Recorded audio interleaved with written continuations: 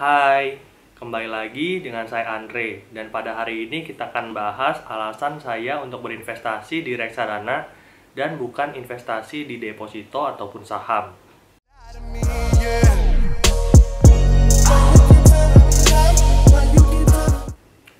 Pada video saya kali ini, saya akan menceritakan 5 alasan saya untuk berinvestasi di reksadana dan bukan investasi di deposito ataupun saham. Dan dari alasan yang pertama adalah nominal yang diperlukan untuk memulai investasi di reksadana itu sangat kecil sekali. Kita coba bandingkan dengan deposito. Deposito di Genius itu minimal 10 juta.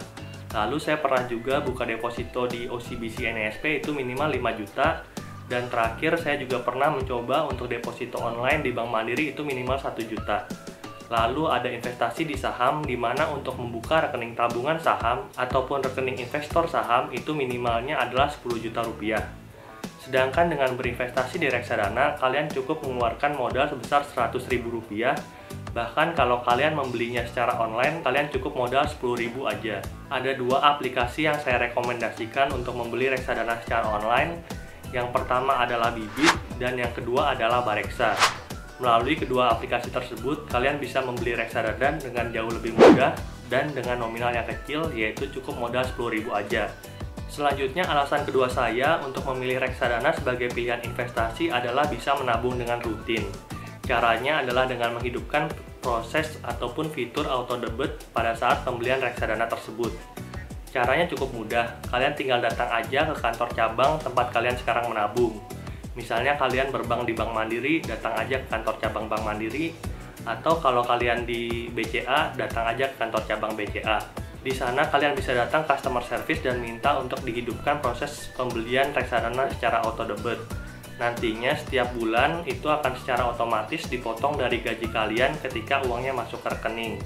Dengan begitu, kamu bisa membangun habit atau kebiasaan untuk menabung sejak penghasilan itu masuk.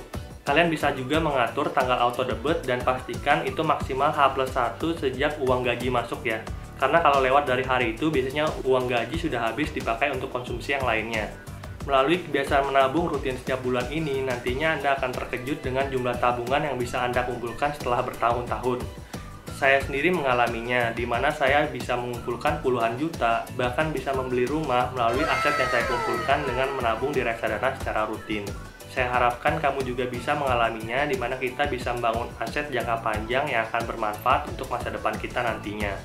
Selanjutnya, alasan ketiga untuk memilih berinvestasi di reksadana adalah mudah dipahami. Kalian tinggal menitipkan uang kalian pada manajer investasi yang kalian percaya. Misalnya aja nih, kalian memilih reksadana saham. Berinvestasi di reksadana saham itu jauh lebih gampang dibandingkan dengan investasi secara langsung di saham. Karena kalau kalian memilih untuk investasi langsung di saham, berarti kan kalian harus stock picking ataupun memilih saham yang harus kalian beli. Selain itu, kalian juga harus membaca laporan keuangan dan bahkan harus memantau pergerakan harga dari saham tersebut. Sedangkan ketika kalian berinvestasi di reksadana saham, itu berarti kalian mempekerjakan manajer investasi untuk melakukan ketiga hal tersebut bagi Anda. Memilih saham yang terbaik, membaca laporan keuangan, dan bahkan memantau pergerakan harga saham tersebut untuk Anda. Lalu setiap bulannya mereka akan mengirimkan laporan dari hasil kinerja reksadana kalian melalui surat ya. Dan kalian juga bisa mengaktifkan fitur e-notification ataupun email, sehingga nantinya kalian akan bisa menerima laporan reksadana kalian melalui email seperti yang telah saya lakukan. Ini adalah contoh laporan reksadana saya yang saya terima setiap bulannya dari manajer investasi yang telah saya pilih. Dan tentunya manajer investasi ini bekerjanya tidak gratis ya, melainkan kita membayar mereka sebesar 1 sampai dengan 2,5% untuk memastikan mereka bekerja dengan baik. Menurut saya itu adalah bayaran yang masuk akal karena mereka bisa memberikan return investasi yang lebih baik dibandingkan dengan saya berinvestasi secara langsung di saham ataupun instrumen keuangan lainnya. Dan alasan saya yang keempat untuk memilih berinvestasi di reksadana adalah melakukan diversifikasi resiko. Sesuai dengan quote dari Warren Buffett ya, don't put your egg in one basket, atau jangan taruh telur kalian di satu keranjang. Secara tidak langsung dengan berinvestasi di reksadana berarti kalian melakukan diversifikasi resiko. Karena manajer investasi itu akan mengelola uang kalian di berbagai instrumen investasi. Kayak misalnya reksadana saham, itu adalah 80% di saham dan 20% di instrumen pasar uang. Sahamnya pun nggak cuma satu, ada banyak. Biasanya di prospektus itu ditampilkan 5 saham yang paling banyak mereka miliki. Biasanya sih saham-saham blue chip seperti Astra, Telkom, Bank Mandiri, ataupun Bank BCA.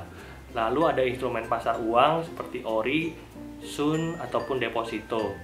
Nah, kombinasi dari 80% saham dan 20% instrumen pasar uang ini akhirnya jadilah reksadana saham dan membentuk diversifikasi resiko yang baik, sehingga ketika ada satu instrumen yang turun, instrumen yang lainnya akan menahan sehingga bisa memberikan guaranteed return yang lebih baik dibandingkan dengan melakukan pembelian secara masing-masing atau satu-satu.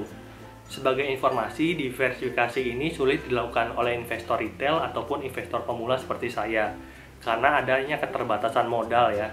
Di investasi reksadana itu kan manajer investasi mengolah modal dari banyak orang, sehingga modalnya sangat besar sekali. Dan dengan begitu mereka bisa melakukan diversifikasi resiko secara optimal karena banyaknya modal yang mereka miliki ataupun banyaknya modal yang mereka kelola.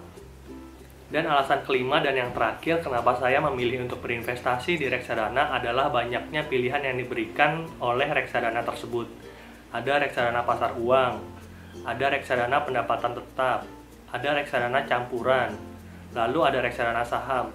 Bahkan yang terakhir yang lagi populer saat ini adalah reksadana indeks. Nah, apapun profil risiko dan tujuan keuangan kalian, kalian bisa memilih salah satu dari jenis reksadana tadi. Kalau kalian misalkan mau cari aman, berarti kalian pilihnya reksadana pasar uang.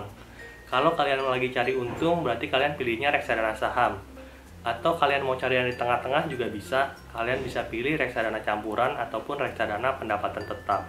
Kalau kalian belum tahu apa profil risiko kalian, nanti saya taruh linknya di bawah supaya nantinya kalian bisa testing apakah kalian itu investor yang agresif, moderat, ataupun konservatif.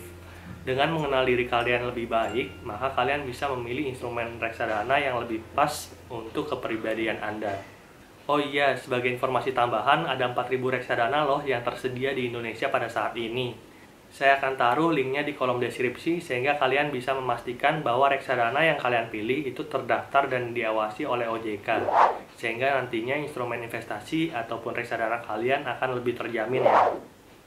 Nah, itulah tadi 5 alasan kenapa kita harus berinvestasi di reksadana. Saya harapkan video ini bisa membantu kalian, khususnya investor pemula yang sedang bingung untuk menginvestasikan uangnya di mana.